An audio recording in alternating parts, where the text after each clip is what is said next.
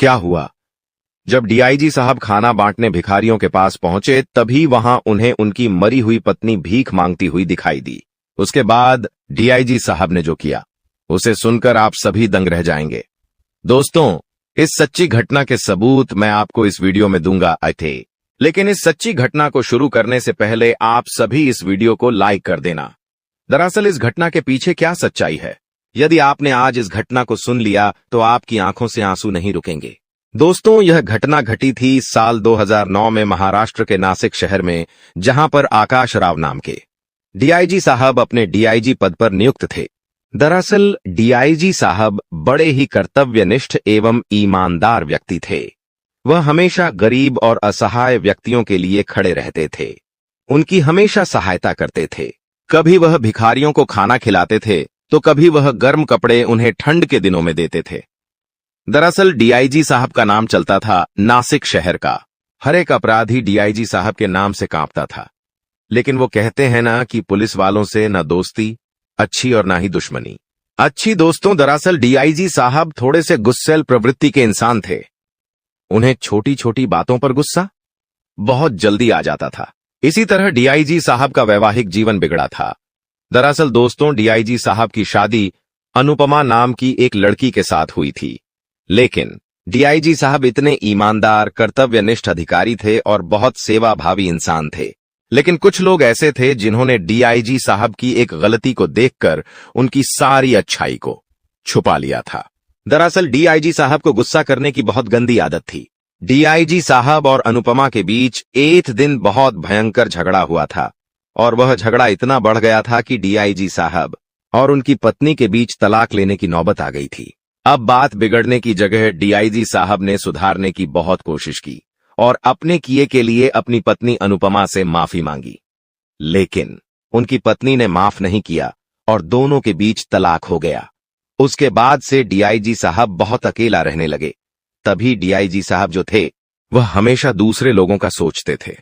वह सोचते थे कि अगर मेरी पत्नी आज मुझे छोड़कर चली गई है तो क्या हुआ, मैं उन लोगों के लिए हमेशा खड़ा रहूंगा जिनका इस दुनिया में कोई नहीं है। और उसी ही दिन से डीआईजी साहब ने यह ठान लिया कि आज से वह गरीब था, असहाय लोगों की मदद करेंगे। दोस्तों, जब भी डीआईजी साहब खाना लेकर भिखारियों के पास जाते थे तो वह भिखारी डीआईजी साहब को बहुत दुआएं देते थे।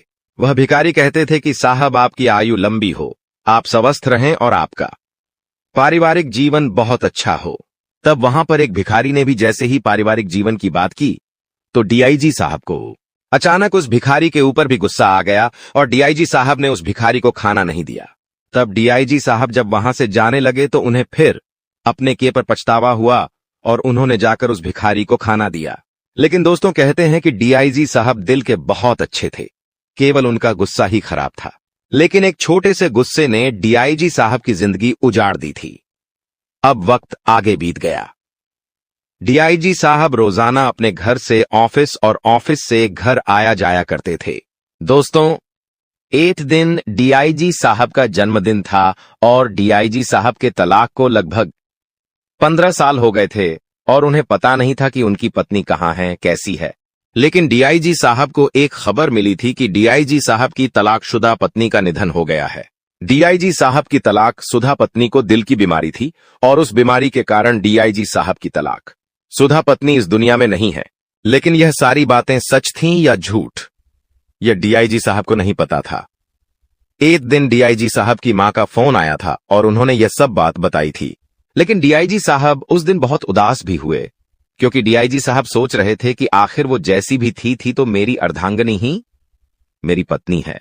तब डीआईजी साहब ने उस दिन भी अपनी पत्नी के स्वर्गवासी होने की पुण्यतिथि में भिखारी और असहाय लोगों को खाना भी बांटा था। अब दोस्तों, डीआईजी साहब का जन्मदिन था और डीआईजी साहब मंदिर पहुंचे। जब उन्होंने मंदिर पहुंचकर वहां पर भगवान के दर्शन किए और जब दर्शन करके डीआईजी साहब बाहर आए तो उन्हें एक भिखारी मिला और वह भिखारी डीआईजी साहब के पैर छूने लगा। तब डीआईजी साहब ने बोला कि अरे, तुम मेरे पैर क्यों छू रहे हो? तुम मुझसे उम्र में बड़े हो, मेरे पिता समान हो, तुम मेरे पैर मत छुओ, कहो तुम्हें क्या हुआ है। तब उस भिखारी ने कहा कि साहब, मेरी एक छोटी सी बच्ची है और उसकी तबीयत पिछले 3 दिनों से बहुत ज्यादा खराब है। जब मैं अपनी बच्ची को लेकर एक सरकारी अस्पताल में पहुंचा तो वहां से मुझे भगा दिया और मेरी बेटी का इलाज नहीं किया। तब डीआईजी साहब उस दिन अच्छे मूड में थे क्योंकि उनका जन्मदिन था और वो नहीं चाहते थे कि उस दिन कोई भी तमाशा उनकी जिंदगी में उनके साथ हो, क्योंकि डीआईजी साहब का गुस्सा बहुत खराब था। दोस्तों, डीआईजी साहब ने उस भिखारी को कुछ पैसे दिए और कहा कि ये लो, तुम अपनी बच्ची को किसी प्राइवेट अस्पताल में दिखा दो और उसको गोली दवाई दिलवा दो। अब वह भिखारी डीआईजी साहब से पैसे लेकर चला गया। तब डीआईजी साहब ने सोचा कि क्यों ना आज का दिन भी अच्छा है, तो मैं आज फिर कुछ जरूरतमंद और भिखारी लोगों को खाना खिलाने पहुंचो। तो डीआईजी साहब मंदिर से निकलकर अपनी कार में बैठकर एक रेस्टोरेंट में गए और वहां से 50 लोगों का खाना पैक करवाया। और वह डीआईजी साहब शहर से बाहर एक फुटपाथ पर पहुंचे जहां पर झुग्गी झोपड़ियों में कुछ गरीब और असहाय लोग रहते थे। जब डीआईजी साहब वहां पर खाना लेकर पहुंचे तो वहां के सारे भिखारी थे। वह बहुत खुश होने लगे और डीआईजी साहब के पास आकर खड़े हो गए। दोस्तों, जब डीआईजी साहब ने वहां पर सभी लोगों को खाना बांट दिया था तो उनके पास एक और खाने का पैकेट बच गया था। तो डीआईजी साहब ने सोचा कि इस एक पैकेट को लेकर मैं कहां जाऊंगा। तो उन्होंने सोचा कि ठीक है, मैं थोड़ा सा आगे चलता हूं, अगर कोई जरूरतमंद व्यक्ति दिख गया तो मैं उसे यह पैकेट दे दूंगा। डीआईजी साहब वहां से निकलकर अपनी कार में बैठकर थोड़े से आगे पहुंचे तो वहीं पर सड़क किनारे एक भिखारी औरत बैठी हुई थी। डीआईजी साहब ने सोचा कि इस औरत को मैं खाना दे दूं। तो डीआईजी साहब जब अपनी कार से उतरकर उस औरत के पास पहुंचे तो वह औरत ठंड से ठिठुर रही थी, कांप रही थी और कंबल ओढ़कर बैठी हुई थी। डीआईजी साहब जब उस औरत के पास पहुंचे और उन्होंने कहा कि हे, क्या तुम खाना खाओगी? तुमने सुबह से कुछ खाया है? तो वह औरत कहने लगी कि नहीं साहब, मैंने सुबह से कुछ नहीं खाया है, मैं खाने के लिए कब से तरस रही हूं। तब डीआईजी साहब ने उस खाने के पैकेट को उस भिखारी को दे दिया। तब डीआईजी साहब उस भिखारन को देख रहे थे तो डीआईजी साहब को वह चेहरा थोड़ा सा जाना पहचाना लग रहा था। अब क्योंकि वह जो भिखारन थी वह गंदे कपड़ों में थी, फटी हुई साड़ी पहन रखी थी, कंबल ओढ़ रखी थी और सारे बाल इधर उधर जा रहे थे। तो डीआईजी साहब ने पूछा कि तुम कहां रहती हो? शायद मैंने तुम्हें कहीं पहले देखा है। तो वह भिखारन कहने लगे कि साहब, आप मुझे कैसे जानते हैं? मेरा इस दुनिया में कोई नहीं है, मुझे नहीं पता आप कौन हैं। तब डीआईजी साहब कहते हैं कि नहीं, शायद मैंने तुम्हें पहले कहीं देखा है। और दोस्तों, डीआईजी साहब के तलाक को 15 साल हो गए थे और उन्हें अपनी पत्नी की शकल कल तक याद नहीं थी। जब डीआईजी साहब उस भिखारी के हाथ में खाना दे रहे थे तो उस भिखारन के हाथ पर एक नाम लिखा हुआ था और वह नाम था अनुपमा, और डीआईजी साहब की पत्नी का नाम भी अनुपमा ही था। तो डीआईजी साहब ने वह नाम देखा, इसलिए डीआईजी साहब के मन में यही सवाल सबसे पहले पैदा हुआ कि शायद ये कहीं मेरी वही अनुपमा तो नहीं है जो मुझे 15 साल पहले तलाक देकर गई थी। मेरे गुस्से के कारण तब डीआईजी साहब ने उस भिखारन से पूछा कि तुम्हारा नाम क्या है? तो उस भिखारन ने अपना नाम डीआईजी साहब को रमा बताया। लेकिन डीआईजी साहब समझ गए थे कि वह भिखारन झूठ बोल रही है, क्योंकि उसके हाथ पर अनुपमा लिखा था और वह भिखारन रमा बता रही थी। तब डीआईजी साहब का दिमाग थोड़ा सा चल गया और उन्होंने कहा कि क्या तुम शादीशुदा हो? तो वह भिखारन बोली कि हाँ साहब, मेरी शादी हो चुकी थी, लेकिन मेरे पति ने मुझे गुस्से में आकर थप्पड़ मारा था और मेरे साथ बदसलूकी की थी, गुस्सा किया था, इस वजह से मेरा उसके साथ तलाक हो गया था। उसके बाद जब मैं तलाक लेकर अपने घर पहुंची तो मुझे मेरे माँ बाप ने भी अपनाने से मना कर दिया था। तब मैं उस घर से भाग गई थी। तब डीआईजी साहब समझ गए थे कि यह मेरी अनुपमा ही है। डीआईजी साहब ने कहा कि तुम्हारा नाम अनुपमा है और तुम मुझे झूठ बोल रही हो। अब वह जो भिखारन थी वह तो थोड़ी सी पागल हो गई थी, क्योंकि उस भिखारन ने अपना परिवार भी खोया था, उसके माँ बाप भी खोए थे, उसका पति भी खोया था और उसने पूरी दुनिया ही खो दी थी। इस वजह से वह पागल होने लगी थी, उसे कुछ याद नहीं रहने लगा था। लेकिन डीआईजी साहब समझ गए थे कि यह भिखारन कोई और नहीं बल्कि मेरी पत्नी ही है। जब डीआईजी साहब ने उस भिखारन से पूछा कि तुम्हारे माँ बाप कहाँ रहते हैं, तो उस भिखारन ने बताया कि मेरे माँ बाप पुणे के पास एक छोटे से गांव में रहते हैं, लेकिन मुझे नहीं पता वह कौन है और क्या करते हैं। मुझे सिर्फ इतना पता है कि वह पुणे के पास रहते हैं। तब डीआईजी साहब ने पूछा कि तुम यहां पर कैसे आई? तो भिखारन ने बताया कि मैं यहां पर भीख मांगते मांगते आई हूं। अब डीआईजी साहब ने उस भिखारन से पूछा कि तुम्हारे पति का नाम क्या था? तो जैसे ही उस भिखारन ने पति का नाम बताया तो डीआईजी साहब के पैरों तले जमीन खिसक गई थी। उस भिखारन ने अपने पति का नाम आकाश बताया था। तब डीआईजी साहब बोले कि अनुपमा, क्या तुम मुझे नहीं पहचान पा रही हो? तो वह भिखारन बोली कि नहीं, साहब बात था, आप कौन हैं? मैं आपको नहीं जानती हूं। यहां पर सब लोग मुझे पागल बोलते हैं। कोई मुझे पत्थर मारता है, कोई मुझे लात मारता है, कोई मुझे खाने को नहीं देता है। मैं जब भी लोगों के पास खाना मांगने जाती हूं तो सब लोग मुझे धक्के मारकर भगा देते हैं। वह भिखारण डीआईजी साहब से यह सब कहने लगी। अब डीआईजी साहब तो समझ गए थे कि यह औरत भिखारण कोई और नहीं बल्कि मेरी पत्नी अनुपमा ही है। अब डीआईजी साहब ने अपनी पत्नी अनुपमा यानी कि उस भिखारण से कहा कि अनुपमा, तुम्हारी यह हालत कैसे हुई? और मां ने तो बताया था कि तुम मर चुकी हो। अब दोस्तों, आखिर इसके पीछे क्या सच्चाई है, यह मैं आपको बताता हूं। दरअसल जब अनुपमा तलाक लेकर अपने घर पहुंची तो अनुपमा के मां बाप ने भी उसे अपनाने से मना कर दिया था और अनुपमा को जब अपनाने से मना कर दिया तो अनुपमा उस घर में नहीं गई। लगभग 3 से 4 साल हो गए थे। अनुपमा कभी भी ना तो मोड़कर आकाश के पास गई थी और ना ही अपने घर गई थी।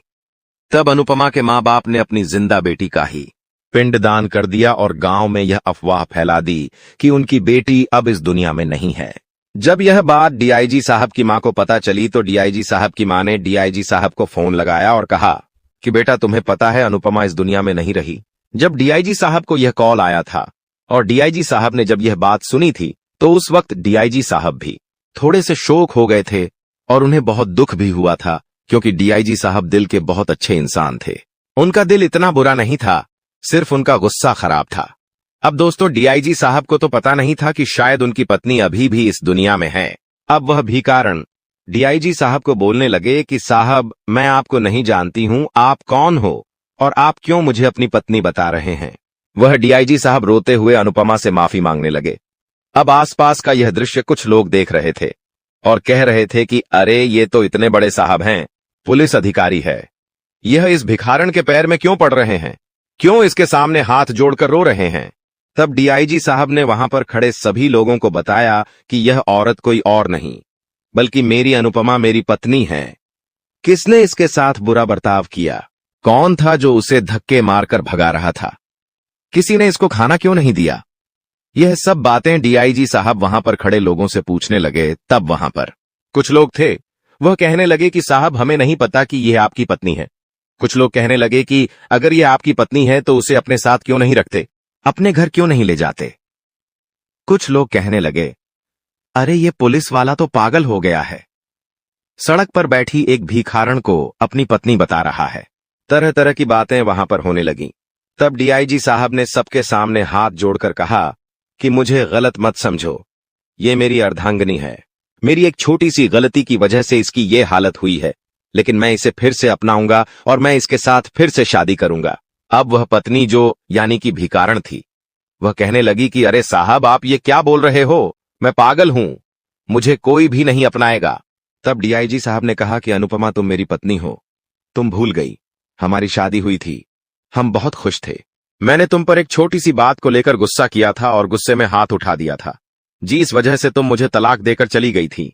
अब अनुपमा को यह सारी बातें याद नहीं आ रही थीं, क्योंकि अनुपमा के दिमाग की स्थिति बहुत खराब हो गई थी। तब डीआईजी साहब ने कहा कि अनुपमा, तुम कुछ समय मेरे साथ रहो, तुम्हें सब याद हो जाएगा।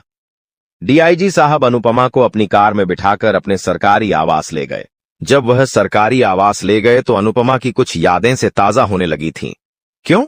क्योंकि अनुपमा को वह जगह थोड़ी थोड़ी याद आने लगी थी। अनुपमा डीआईजी साहब से कहने लगी कि साहब, शायद मैं इस जगह पर पहले कभी आई हूं, शायद मेरा इस जगह से कुछ न कुछ रिश्ता जरूर है।